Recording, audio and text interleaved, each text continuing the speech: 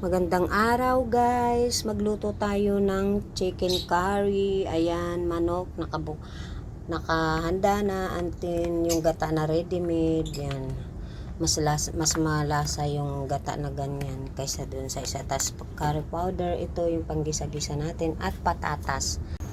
Lagay na tayo ng mantika guys.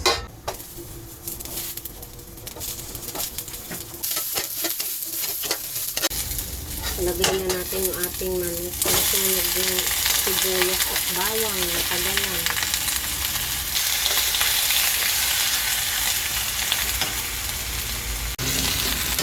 Natagalan yung paglagay natin ng manok. Kaya nasunog yung sibuyas at bawang. Pero okay lang yun. Mas masarap yung sunog yung bawang at sibuyas. Mabangus siya guys. Takipan muna natin.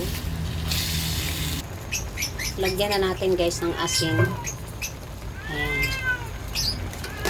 Yan, wala pang sabaw yan guys. Sariling katas yan ng manok. Mamaya-maya ka palagay tubig. Lagay na rin natin ang chicken cubes. Basta pakipan natin ulit. Tapos maya-maya may tubig na yan. Iba-iba ang pamamaraan ng ating pagluluto ha. Ito ay sa version ko lang, mga idol. Kanya-kanya tayo ng pamamaraan.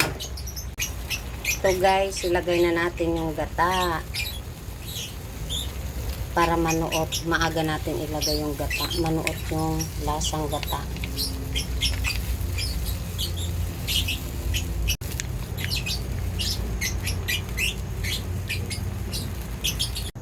Ilagay na natin guys yung curry powder.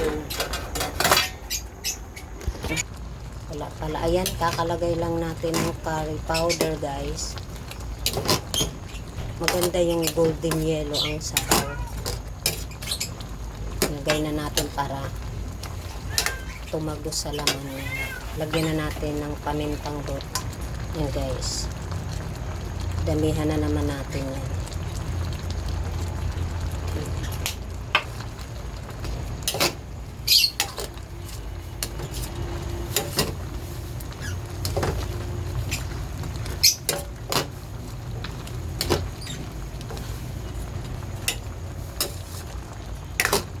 Wala pang tubig pala yan guys. Hindi ko pa nilalagyan. Gata pa lang yan at sariling katas ng manok.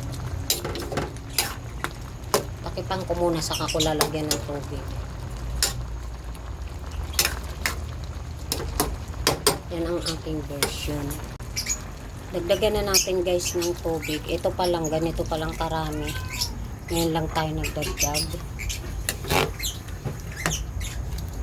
Kasi kailangan yung manok malambot. Hindi pa gaano malambot yan guys. Dagdagan ko pa yan ng tubig. Ihalo na natin guys tong ceiling green. Tapos itong patatas. Ayan. Guys, ngayon ko lang hinalo yung ceiling green kasi ayaw ko ng sobrang anghang. Hindi ko kasi kaya kumain ng maanghang masyado. Kasi yung paminta pa lang, pagdamihan ko yan, nagbibigay ng anghang na yan, yung pamintang durog plus yung curry powder. Kaya sama-sama na yung anghang nila.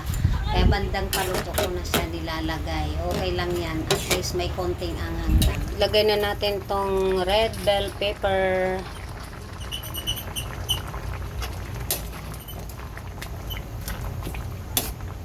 Meron naman halo yan kanina pag-isa. Dagdag aroma lang ulit. Tingnan natin na guys kung luto na. Okay na yung sabaw niya yata, karami. Kasi may masabaw gusto namin guys. Kaya gusto namin maraming sabaw lagi. Ayan. Okay na yung manok niya. Eto, luto na yung ating ulam, chicken curry. Maraming salamat po sa makakanood guys sa aking mga videos. Pa-support po sa aking YouTube channel, Big Big TV. Pakiusap guys. Salamat.